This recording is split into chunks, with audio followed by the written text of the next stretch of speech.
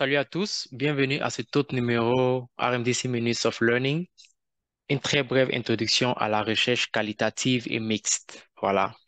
Donc, le but de cette vidéo RMDC Minutes of Learning est d'expliquer, sinon des concepts, des méthodes, au travers de petites vidéos qui vont, ne serait-ce que éclairer en fait la compréhension des chercheurs, des étudiants, des doctorants en Côte d'Ivoire. Voilà, donc nous allons commencer avec un aperçu de la recherche qualitative. Plus ou moins, si vous regardez cette vidéo, c'est soit vous êtes intrigué peut-être par la recherche qualitative et la recherche MIS, soit vous avez utilisé déjà la recherche qualitative au MIS, soit vous voulez en savoir plus, n'est-ce pas, pour pouvoir voir dans quel contexte vous pourrez utiliser cette méthode. Donc, qu'est-ce qu'il faut savoir sur la recherche qualitative? Ça veut dire, imaginez une ligne, n'est-ce pas, où la gauche, c'est la subjectivité, la droite, c'est l'objectivité. Et on doit placer, en fait, la recherche qualitative sur cette ligne-là. On va voir que la recherche qualitative sera plus du côté de la subjectivité, comparé à la recherche quantitative, qui sera plus aux côtés de l'objectivité. Donc, c'est déjà une différence, voilà, à marquer, en fait, entre la recherche qualitative et la recherche quantitative. La recherche qualitative tend à être plus subjective qu'objective comparé à la recherche quantitative qui est plus objective que subjective. Voilà, donc la recherche qualitative, si on peut donner une définition, c'est un processus d'enquête ou de quête de compréhension qui est basé sur des traditions méthodologiques d'enquête distinctes, voilà, qui explorent un problème social ou humain. Donc, c'est ça un peu une définition de la recherche qualitative. Voilà, il faut savoir que dans chaque qualitative est guidée par ce que j'appelle des cadres théoriques ou des perspectives théoriques. Donc, un cadre théorique, en fait, c'est le fondement de toute recherche ou toute étude qualitative. Voilà, il permet de guider, en fait, le chercheur dans l'analyse des données et aide également le chercheur à interpréter les résultats. Dans le cadre théorique, ça donne un peu une ligne directrice, voilà, dans une étude qualitative. Ça aide à façonner le plan de recherche. Donc, c'est ce qui guide, en fait, la recherche qualitative. Voilà, c'est, c'est ce qui guide la recherche qualitative. Donc, c'est important. Donc, on ne peut pas dire qu'on a produit une recherche qualitative sans avoir été au préalable guidé par un cadre théorique. Voilà, c'est très important. Il y a plusieurs cas théoriques, n'est-ce pas? Voici quelques exemples. Comme exemple, on a le constructivisme. Voilà. Donc, dans cette théorie, en fait, c'est une théorie de l'éducation qui stipule que voilà, les individus ou les apprenants, ils n'acquièrent pas de connaissances et de compréhension en les percevant de façon passive. Donc, dans cette théorie, en fait, il faut construire de nouvelles compréhensions et connaissances à travers de l'expérience. Et cette expérience peut être sociale. Donc, c'est un cadre théorique qui est là et ça peut guider en fait une étude qualitative. Un autre exemple, c'est l'interprétivisme.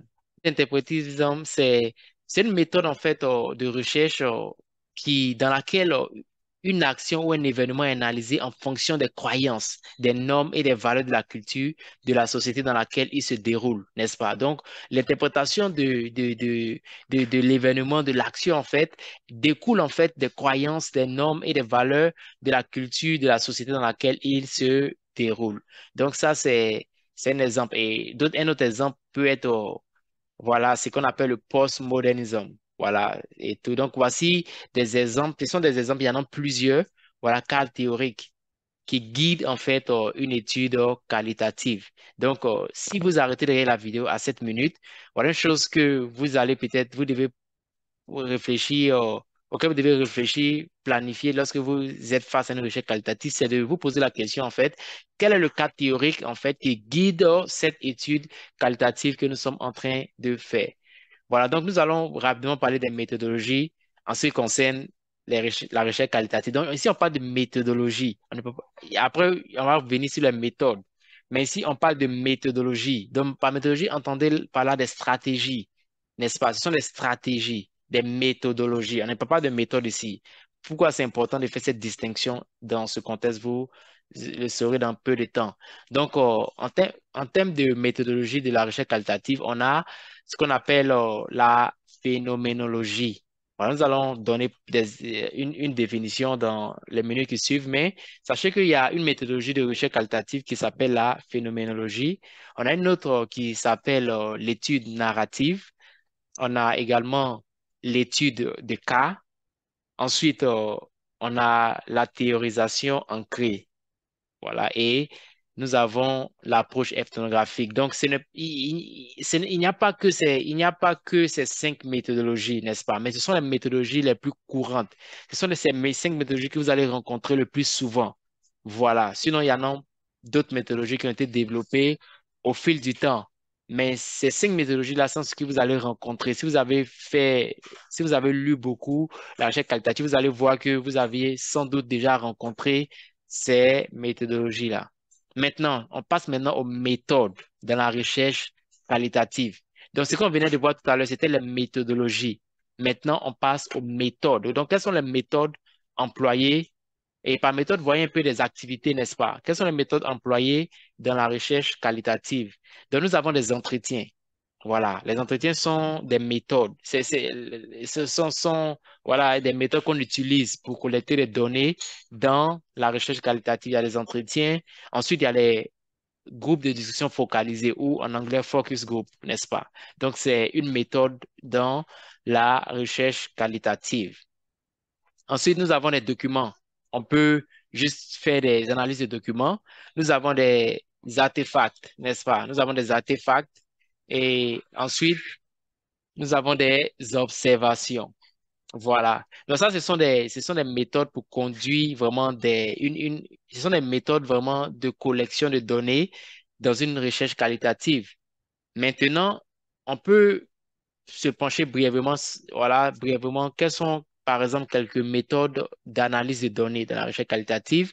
Donc, on a l'analyse de contenu, on a l'analyse thématique, l'analyse narrative, on a l'analyse même de la théorie, de la théorisation ancrée, et on a l'analyse du discours. Donc, ce sont des méthodes ici d'analyse de données qu'on peut employer dans la recherche qualitative. Et comme outil dans la recherche qualitative, bien entendu, on parle d'entretien, pas de focus group. Donc, comme outil, en fait, dont on a besoin en tant que chercheur, bien sûr, quelque chose pour prendre note, peut-être du papier, n'est-ce pas? Vu qu'on fait des observations, peut-être aussi des enregistreurs. Voilà, parce que lorsqu'on fait des entretiens, il faut enregistrer, après, il faut aller transcrire, il faut aller coder, etc. Et on aura besoin souvent des caméras, vu qu'on parle d'observation, on a besoin de nos yeux et de nos oreilles. Voilà, donc ce sont des outils indispensables dans la recherche qualitative. Maintenant, nous allons parler rapidement de la phénoménologie. Voilà, donc la phénoménologie, il faut dire, ça se concentre en fait sur l'essence d'un phénomène. On veut comprendre quelle est l'essence d'un phénomène. Voilà, par exemple, en Côte d'Ivoire, on avait entendu parler du phénomène des microbes, n'est-ce pas? Donc, il n'y a pas forcément des données peut-être numériques, quantitatives, n'est-ce pas, qu'on pourra prendre pour comprendre en profondeur, mais on veut vraiment comprendre ce phénomène des microbes, n'est-ce pas? On peut mener une étude qualitative, la phénoménologie de plus précis, pour essayer de comprendre en fait, c'est quoi ce mouvement? Voilà, qu'est-ce qui pousse les gens à intégrer un tel mouvement, etc., n'est-ce pas? Donc, ça se concentre sur l'essence d'un phénomène. Ensuite, une chose à savoir, c'est que ça permet de mettre quelque chose en évidence, en parenthèse. Donc, on veut mettre vraiment un phénomène en évidence, en parenthèse. On utilise la phénoménologie. Et aussi, il faut savoir que de nombreuses études étiquetées phénoménologiques seraient mieux étiquetées comme expériences vécues. Donc, ça parle aussi des expériences vécues, pas un groupe de peuple, pas un groupe d'individus. Voilà, donc, brièvement également l'étude narrative. L'étude narrative permet de générer et d'analyser des histoires de vie. Voilà, on veut comprendre des expériences de vie. Voilà, on veut comprendre des expériences de vie et tout. Donc, ça, des exemples d'expériences de vie, il y a l'histoire de la vie elle-même, il y a des entretiens narratifs, des journaux intimes, n'est-ce pas? Il y a des mémoires, des autobiographies, il y a des biographies. Donc, ce sont là des études, des exemples d'études narratives qu'on peut mener, qu'on peut conduire. C'est lorsqu'on veut comprendre, en fait, des expériences de vie.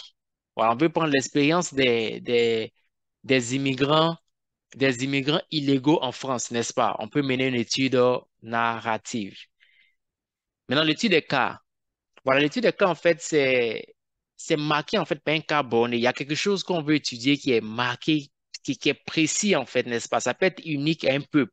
Ça peut être unique à, voilà, à un groupe ethnique, n'est-ce pas? C'est unique un peu, c'est marqué par un cas borné. Ça peut être, la borne ici, ça peut être l'endroit géographique, ça peut être le temps, etc., n'est-ce pas? Donc, mine de rien, c'est marqué par un cas borné. Ensuite, le but, en fait, de ces cas, on cherche à générer des connaissances sur un fait particulier. Voilà, et un fait particulier, on essaie à générer des connaissances là-dessus. Voilà, théorisation ancrée. La théorisation ancrée, en fait, la théorisation ancrée se concentre sur le développement d'une théorie fondée sur les données, n'est-ce pas? On veut émettre une théorie. Par exemple, lorsque on était en plein Covid, on voulait savoir en fait quels sont les symptômes de cette maladie. C'est nouveau en fait, n'est-ce pas? Est-ce qu'il y a une théorie qu'on peut émettre? C'est-à-dire comment la maladie se développe au cours du temps, n'est-ce pas? Donc, on peut commencer par une théorisation ancrée. Voilà. Et le but de cette étude sera de se concentrer en fait sur le développement d'une théorie qui est fondée sur des données qu'on collecte. Voilà. Donc, la principale méthode de collecte de données, ce sont les entretiens. Voilà, on utilise le plus souvent des entretiens pour collecter des données lorsqu'on fait une recherche qualitative de théorisation ancrée.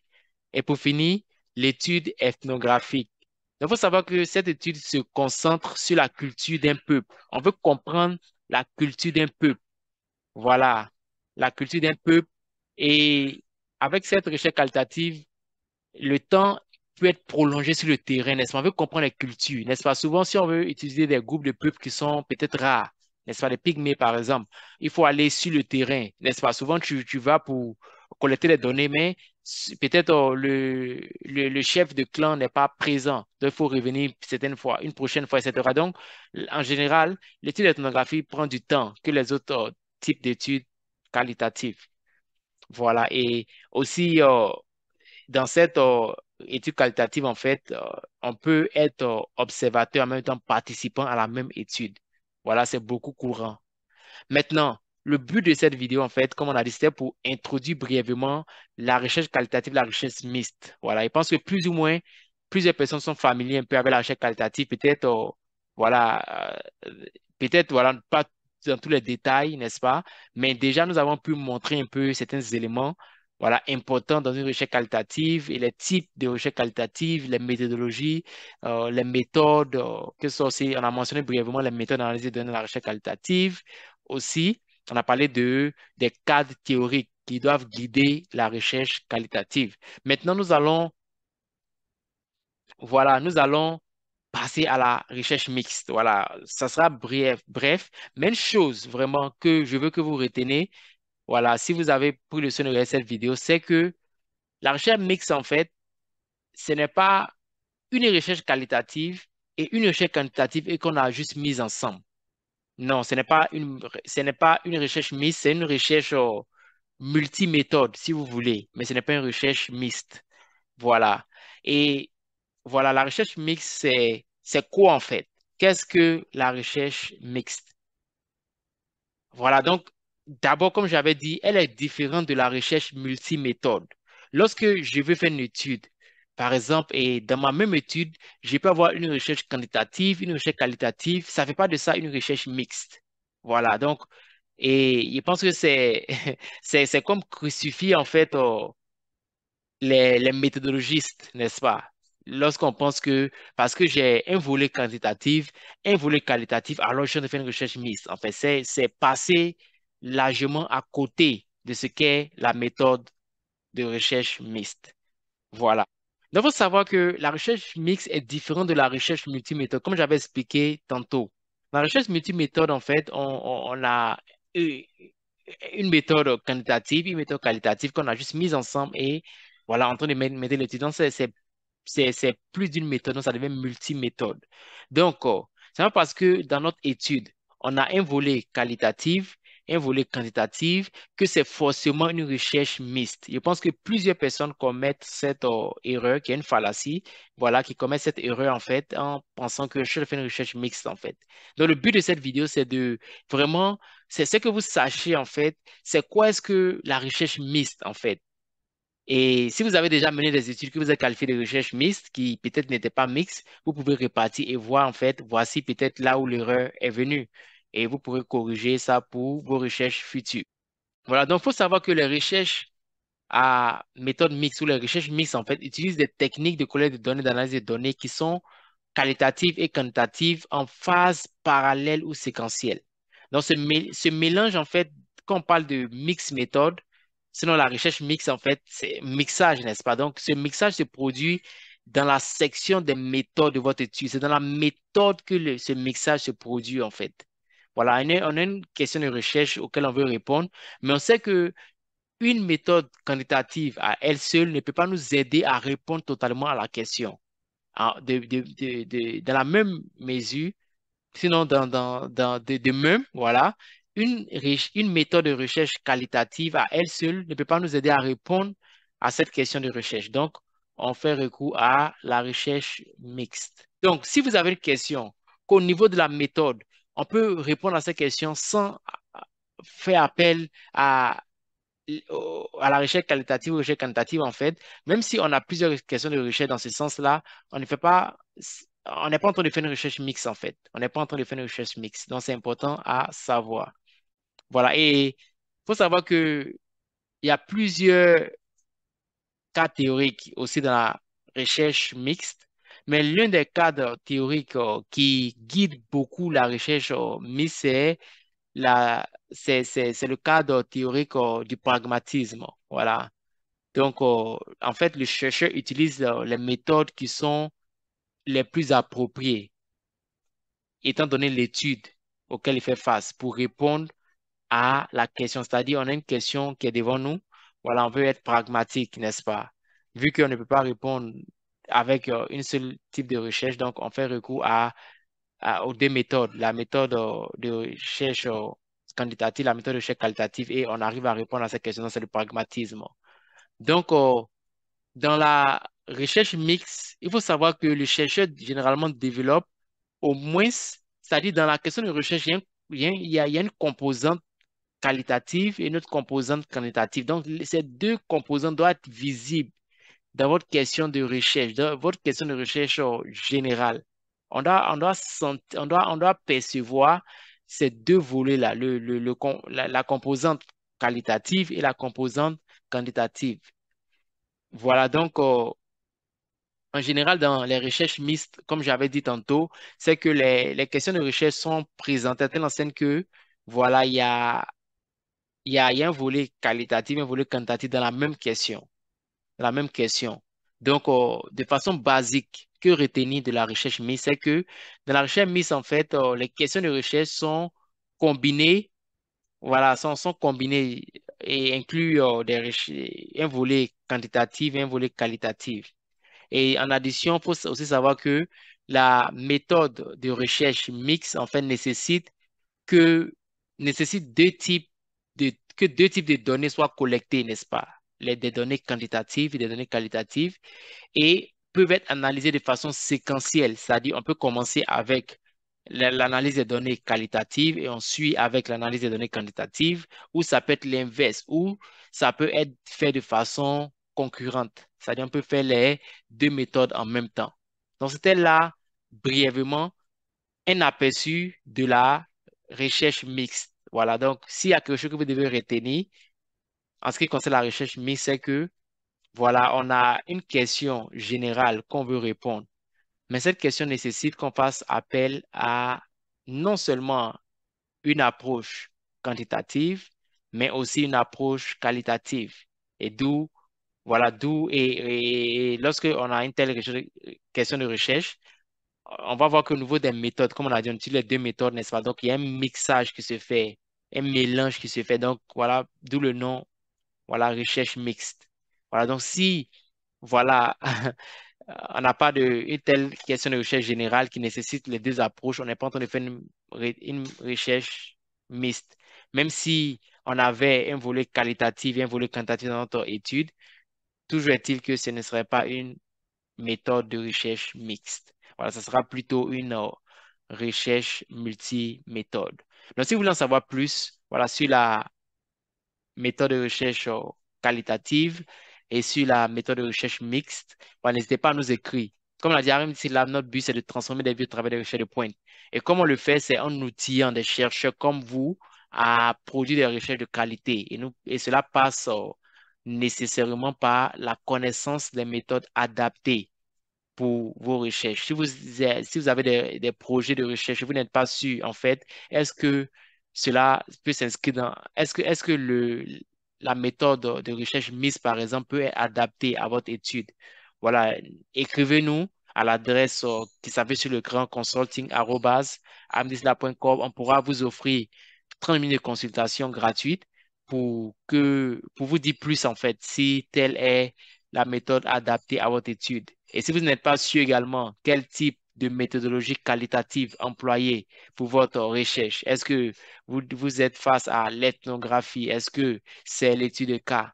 Également, écrivez-nous et nous pourrons vous aider à identifier la méthodologie de recherche qualitative appropriée pour votre étude. D'ici là, portez-vous bien et à très bientôt pour un autre numéro de Minutes of Learning.